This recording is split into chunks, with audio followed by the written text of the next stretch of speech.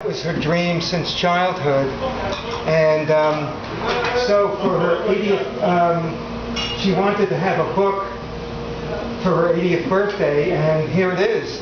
And I'll tell you, no one works harder than Flo with writing. That she's so open to feedback and so open to learning, and so we'll hear the fruits of this wonderful, amazing poet.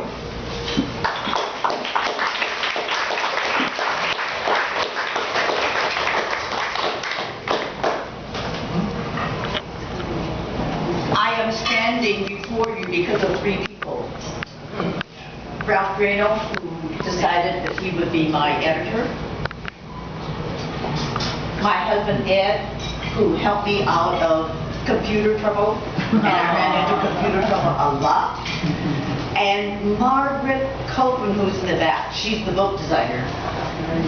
And my book is called Dreaming of Glistening Pomelos. As Ralph said, I first heard poetry when I was 9 years old. And a good Chinese girl at that time thought about becoming a teacher or a nurse. And my mother really wanted us to buy apartment houses so we could be landlords and take in the rent. Or she wanted us to be a doctor or a dentist. None of us in the family are doctor or dentists. We don't own any buildings at all. What we decided to do was to dance, go to movies, write poetry, make art, and find a song to our challenging lives. I have several poems to read to you tonight in honor of my father and my mother, immigrants from China. I stand with immigrants today. We make the world free. And you don't want to get me started on the person who thinks he's the president. Okay. In Oakland, California, my father had a lot of businesses, and when Nell and our sister sitting there at the middle table here, were children, we ran the Great China restaurant in Oakland, Chinatown, and we spoke Taishanhua. And the name of our restaurant was Ai Zhenghua. Okay, so will you say that? I'll say it first. Ai Zhenghua. I can't hear you. Ai Zhenghua. Okay, you have to go up and down and in between. So, when I was making an art piece to travel in a show, a national show in the United States, I used a cookie sheet from our restaurant to be my frame. And then I took photographs of my family and in the picture, and then this poem came to me. And I was so surprised that it came to me. It came to me in our native dialect. So a lot of the Chinese you meet today probably will be speaking Mandarin. And then those of us who come, our ancestors come from the south of China, we either speak Samyup or Sayup. And Nellie and I and Lai, we speak Sayup now. Sayup is Sayup in Cantonese third dialect, but the way you really say it in Huaisangma is Kliyup. Kliyup. And our dialect is disappearing. So Nell and I and others have decided that we will fight this disappearance. We will use it in our poems. So this is a poem about our restaurant. And it's a tone poem. Ai Zhenghua, Great China, Tangon, Restaurant. Lun Ho Yin Fao, Oakland, Chinatown. Gi Giang Ba, Gi Giang Sim, Uncle Giang, Auntie Giang. Hoi Gong Le, start work now. Cafe, coffee. Min Bao Doi, Parker House Road. Ping Bo Pie, apple pie. Bao Wen Hun, Wrap Wonton. He Hoi, wait on tables. Mo Hoi, wipe the tables. Slide on one, wash the dishes. Buy Cafe Wu, wash the coffee urn. Hoi Gong La, start work now. Hoi Gong La, start work now.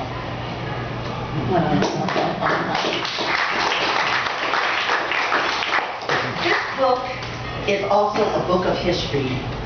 It covers the life of my parents from 1943 to 1961. I also take those of you who are the readers or the listeners at this poetry session back to the time when our ancestors worked in the village in China. And the name of this poem is The Color of Despair. We never know what memory will do. How sometimes it dazzles as a sending sun. How sometimes it radiates in rice fields where water soaks ancestral feet. Or how memory can be found in a darkened corner of a decades-old brick house where a carbon ring speaks of meager meals cooked long ago. A few rice grains bedded below stringy greens. A scrawny chicken foot dipped in soy. A burlap coat threaded with sweat our ancestral peasants wore in low-yielding fields. They toiled, scratching livelihood one day to the next. Bending, pulling, bending, pulling. Memory swells, sometimes recedes, to harsh scrapes born of howling existence. Hope evaporating in driving monsoon, torrential rain, slashes, slashes, slashes.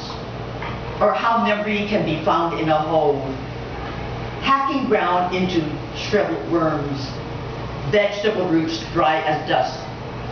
Ancestors like incense, their lives the color of despair.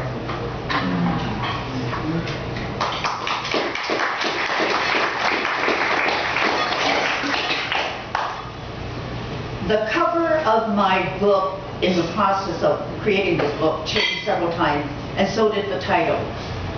And Dreaming of Glistening Pomelos. Pomelos are fruit like grapefruit. And during the Lunar New Year, the traditional household will display oranges, tangerines, and pomelos. Now, pomelos are both bitter and sweet. So you peel the pomelo, and then there's the membrane, and that's bitter. So what you do before you eat it, you don't want to eat the bitterness, so you tear the membrane off and throw it away. And this book, I am tearing away the bitterness of the challenges of my parents' life.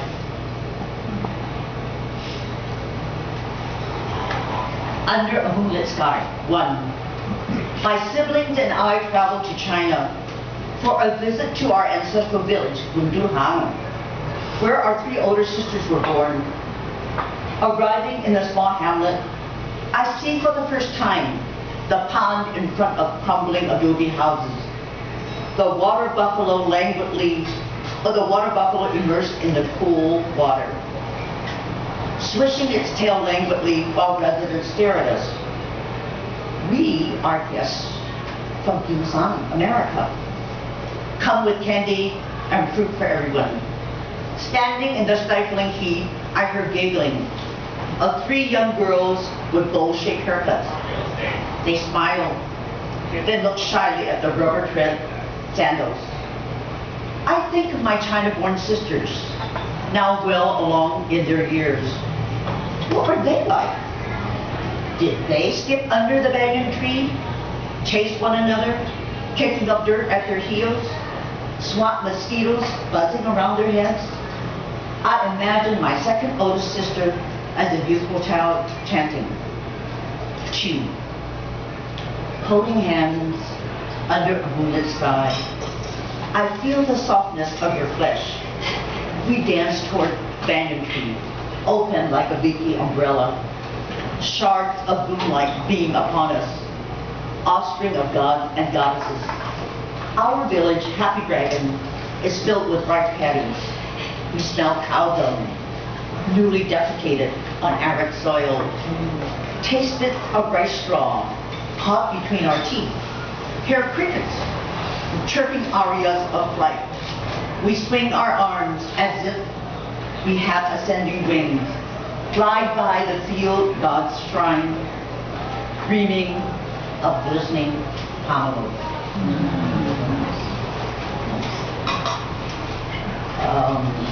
I have 12 of my open Chinatown drawings in this book, so Margaret placed them just beautifully. My parents, Nell's parents, my parents, our parents, did not hear the word love. If their hormones were racing, their grandparents, our grandparents would let them, get along on their hormones. So they were matched. No choice. Okay. So our father was already married to a woman from the G village next door, and she died, and she left a young baby. So our grandmother said, okay, and our father was here in America, in Oakland. She said, you come back, I found another wife for you. That was our mother. So in this poem, I have the voices of 3 people. I am imagining that I was a fly on the wall at their wedding ceremony. And here it is. The first voice is that of my mother. Mama, my mother. I look at the man my mama chose, my husband-to-be, whom I have never seen, dressed in a dark suit, shiny black shoes. He is a Gimsan Hak, who toiled for years, far-flung from the sea, across the sea from our homeland. Now that he needs to wed again, he comes to Isla, our village, because his mama picked me. I will marry him, become his second wife. Oh, he's nervous. Sweat beads on his forehead. He is handsome, but I did not choose him. His right eye is smaller than the left. His body odor is different from the dust-perfumed men who toil in our fields. When I marry him, I will live in Gimsan, away from my mama, whose wispy hair grows white and thin, whose bones are flooded with eggs, who gives me scarce meat, while chewing meager dreams. When I marry, my belly will be filled. I will collect cow dung no more, pluck rice stalks no more, stuff rice straw in the smoking cane no more. Baba, my father. Now my father is speaking. I look at the woman my mama chose, my wife to be, from the neighboring village of Ida. I did not choose this woman. Can't she give me a son? I need a son to carry my surname, G, to the next generation. Will she care for my first child, a daughter whose mother has passed? Will she bring me comfort, caress my heart? In the sultry heat of this day, she dare not look at me for long.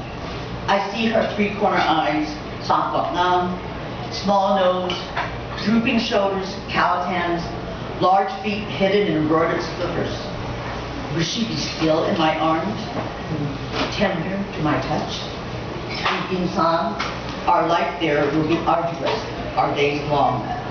Now my grandmother speaks, Cuckoo, my mother's mother. I look at the handsome man I chose for my winsome, raven-haired daughter, who at the age of 21 still collects cow dung near our adobe home, in land the weary field god abandoned. Ngoy Galem Nui, my beautiful daughter, I found a Gimsan Hak for you. I have lived my life in this desolate land. Now you will live yours in faraway Gimsan, where I hear that their streets are paved with gold. You will collect cow dung no more, wet your feet no more, pluck rice stalks no more, stuff the rice straw no more. Feast now on your last grains of rice with me.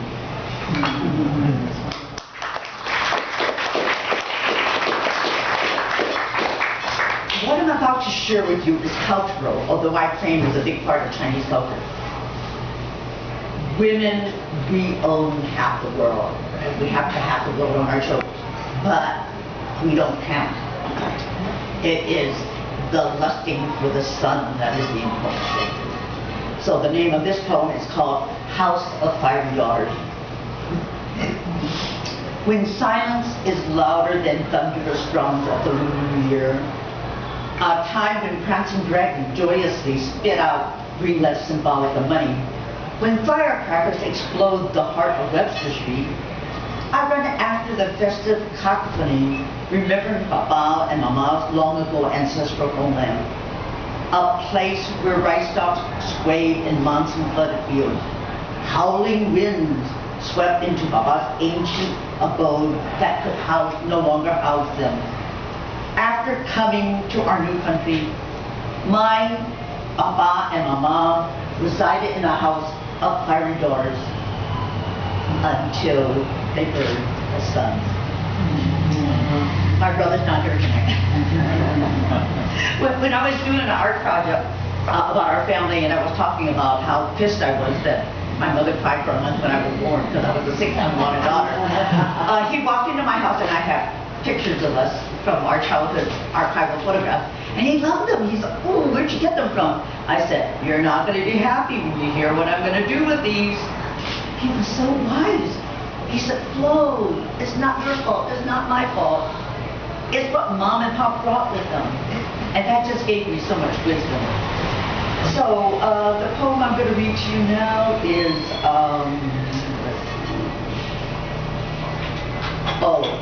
a poem about my dad, building mansions.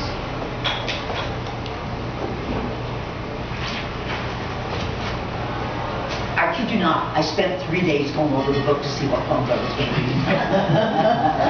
I couldn't sleep. I got up at 6 this morning. We just hope by reading them we got to bed. Okay, savoring the moment. Oh, no, I'm going to read Building Mansions. Savoring the moment is I'm telling them myself, but I won't read that tonight. Okay, Building Mansions. You didn't live a vacuous life, Papa. Not when you weighed prime rib roast, pork loin, veal on a scale that hung behind the large restaurant kitchen. Not when you sat in the tiny office with the open window, focusing on the wooden abacus to calculate food and supply expenditures. Not when you brushed flowing ideograms, showing the cost of running the restaurant. Not when you worked behind the formica counter, making urns of coffee, its odor permeating our pores, while you dreamt of building mansions for your 6 daughters and a son. You taught us that life is a two-way street, and that knowledge and education are pathways to a substantive future for those of us, especially your 6 daughters, who are non-whites in this country. Not when you cherished Mama, who stayed behind in our village. By sending money to hire a tutor, you made sure that she, an illiterate village woman, could learn to read. With the money you sent, Mama was able to purchase a daughter of an impoverished family who became our family servant on Moy Nui. Some years later, after settling in with you in Oakland, Chinatown, Mama chased the assailant who nearly shot you to death. When Great China Restaurant opened in 1943, she flipped golden brown pancakes, stirred beef stew, which hungry customers would soon consume. Your days were arduous too, Papa.